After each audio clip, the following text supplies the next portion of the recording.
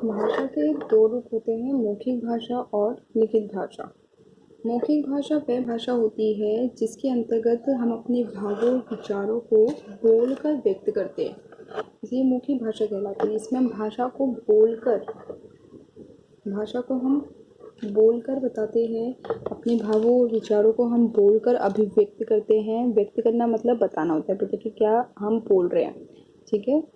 वह भाषा जिसमें व्यक्ति बोलकर अपने भावों को व्यक्त करता है मौखिक भाषा कहलाती है। लिखित भाषा वह भाषा जिसमें व्यक्ति लिखकर अपने भावों को व्यक्त करता है, उसे हम लिखित भाषा कहते हैं। जिसमें व्यक्ति लिखकर अपने भावों को व्यक्त करता है वो हमारी लिखित भाषा कहलाती है, और जिसमें व्यक्ति बोलकर अपने भावों को व्यक्त करता है वो हमारी मौखिक भाषा कहलाती है। लिखकर अभिव्यक्त करना लिखित भाषा कहलाती है। अब आगे आते हैं हम। संसार में मुख्यतः हमारी जो भाषाएं हैं वो 3000 भाषाएं। संसार में मुख्यतः कितनी भाषाएं? 3000 भाषाएं हैं मुख्यतः, जिन्हें 12 भाषा परिवारों में बांटा गया है। लेकिन अभी हम बात करेंगे यहाँ पे विश्व की जो प्रमुख भाषाएं हैं उनकी, कि विश्व में कौन कौन सी प्रमुख भाषाएं हैं।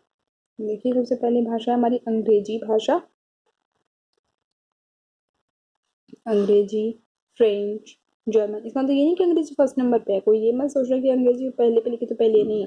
पहले तो हमारी हिंदी है और हिंदी ही रहेगी। हमारी भारत के अंदर, हमारे इंडिया में सबसे पहले हमारी हिंदी ही रहेगी।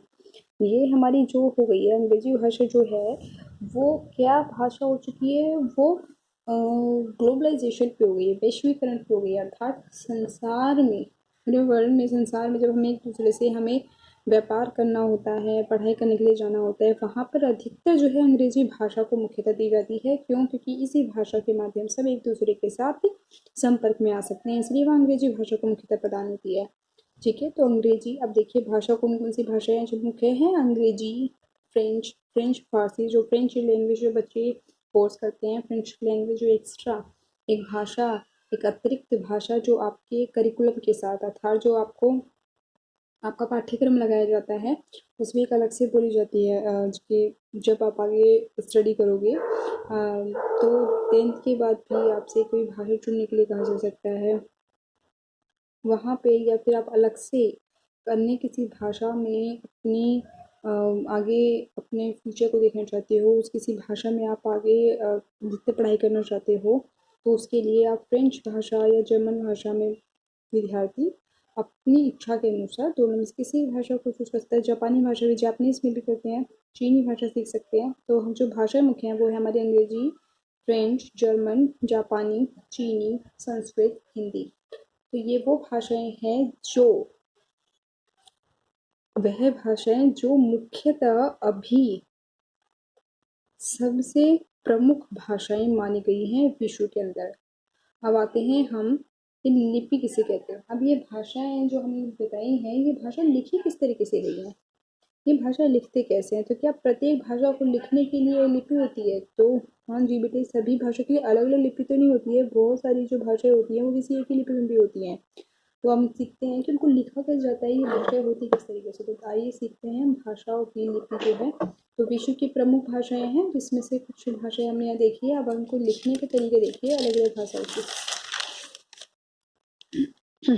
आती है हमारी लिपि।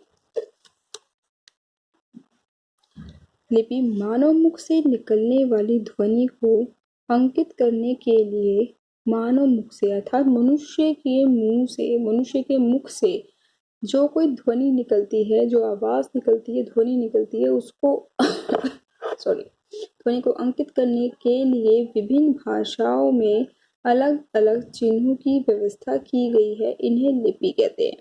लिपि होती है मानव मुख से निकलने वाली ध्वनि को अंकित करने के लिए विभिन्न भाषाओं में अलग अलग चिन्हों की व्यवस्था की गई है। इन्हें लिपि कहते हैं। अलग अलग जो भाषाएं हैं उनको लिखने के लिए अलग अलग चिन्हों की, यानी कि चिन्ह अलग अलग चिन्ह होने, मतलब ये है कि अ को इस तरीके से लिखना है, जैसे कि उदाहरण के तौर पर समझने की कोशिश कीजिएगा।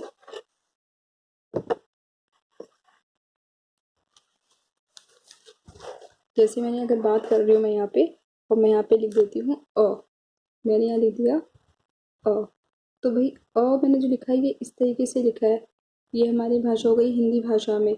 अब इंग्लिश में हम इसको लिख देते हैं इस तरीके से ए। तो अलग अलग भाषाओं को लिखने के लिए, अलग अलग भाषाओं के लिए अलग अलग क्या प्रयोग की जाती है, लिपि प्रयोग की जाती है। इसको लिखने के तरीके को, उसके भिन्न भिन्न, उसमें अलग अलग विभिन्न प्रकार के चिन्ह यूज किए जाते हैं, चिन्ह प्रयोग किए जाते हैं, चिन्हों की व्यवस्था होती है।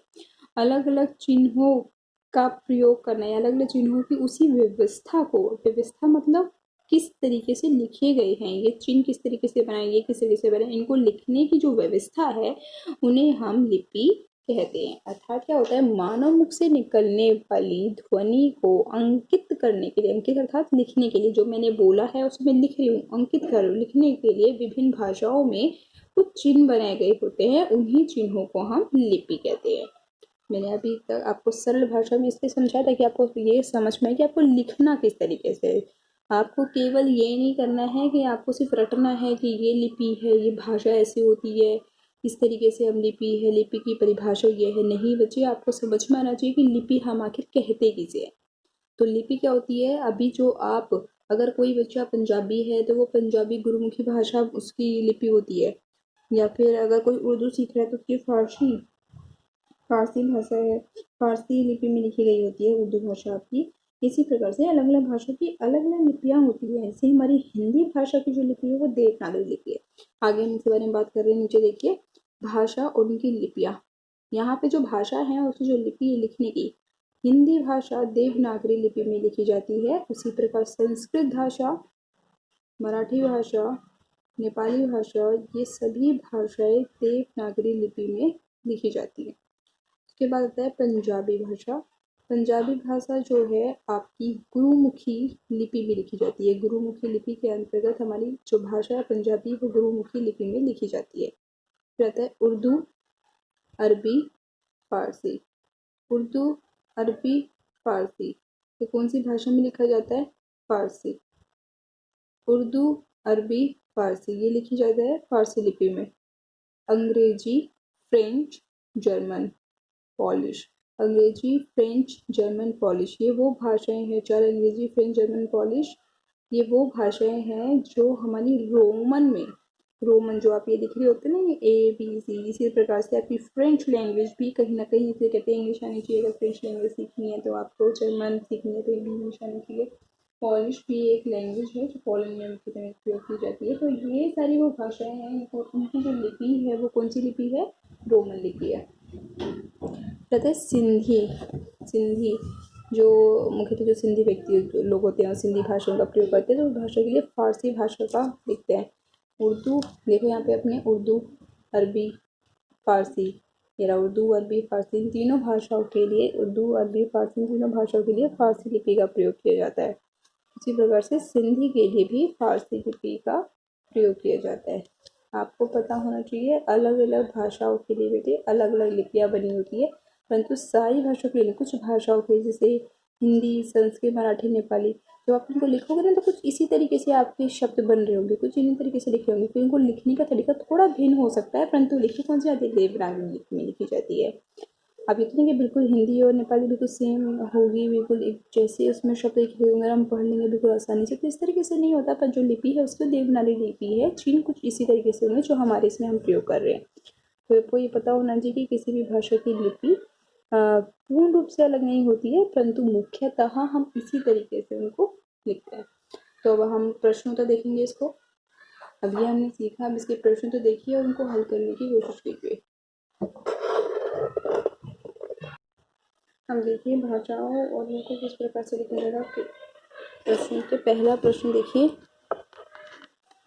भाषा, ये लिखने बेटे प्रश्न उत्तर करने हैं आपको अपने नोटबुक के अंदर। भाषा किसे कहते हैं? भाषा किसे कहते हैं? भाषा के प्रकार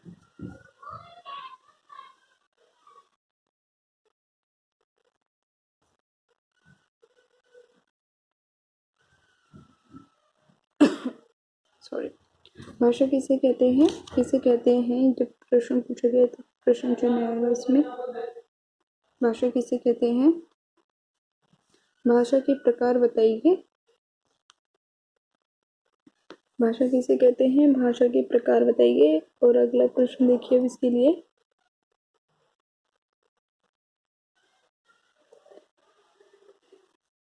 मौखिक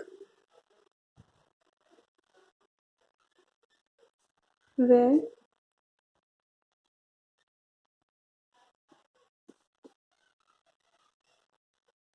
मौखिक व लिखित भाषा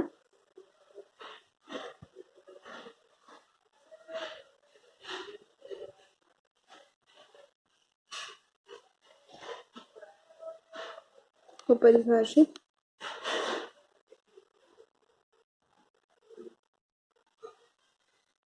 मौखिक व लिखित भाषा को परिभाषित कीजिए। इनकी परिभाषा लिखनी है, आपको बताना है कि मौखिक भाषा कौन सी होती है और हमारी लिखित भाषा कौन सी होती है। इसको परिभाषित करना है। मौखिक व लिखित भाषा को परिभाषित कीजिए।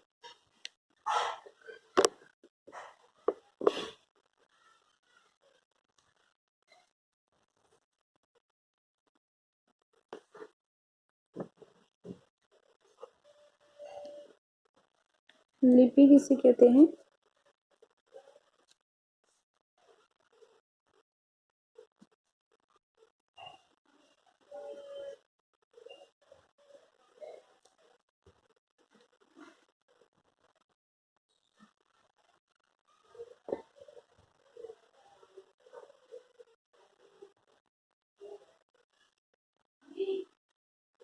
संस्कृत,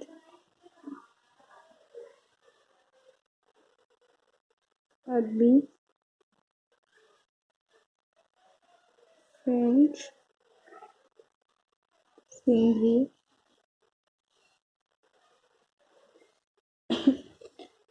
इन भाषाओं में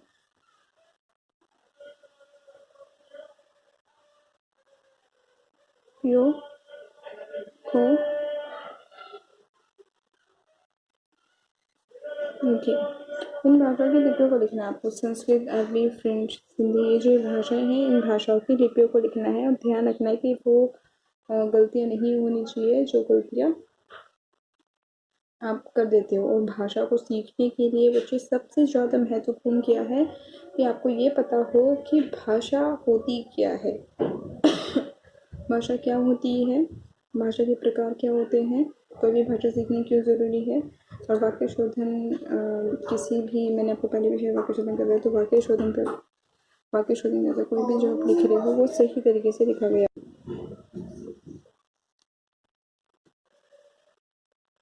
संस्कृत, अरबी, फ्रेंच, हिंदी, इन भाषा की लिपि लिखनी है।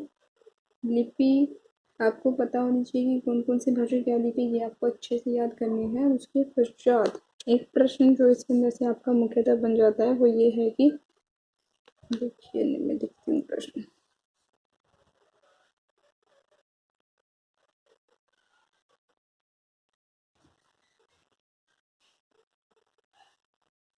लिखित व सांकेतिक भाषा, मैंने आपको शायद ये शुरू में ही समझाया था। सांकेतिक भाषा या इशारा करके समझाना। सांकेतिक भाषा आपको शुरुआत में मैंने इसके बारे में बताया है।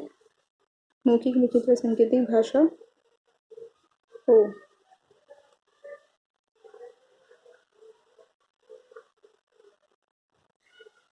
ये उदाहरण दीजिए, वो मत करो। भाषा के उदाहरण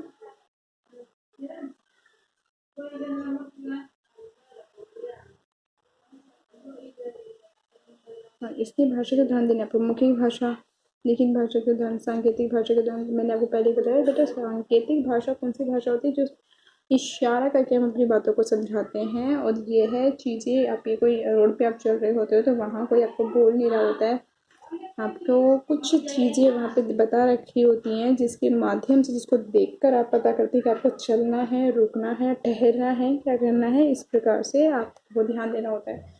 ये आपकी ये सारी मुख्यतः जितने भी आएंगी आपकी, ये आपकी आएंगी भाषा के अंतर्गत।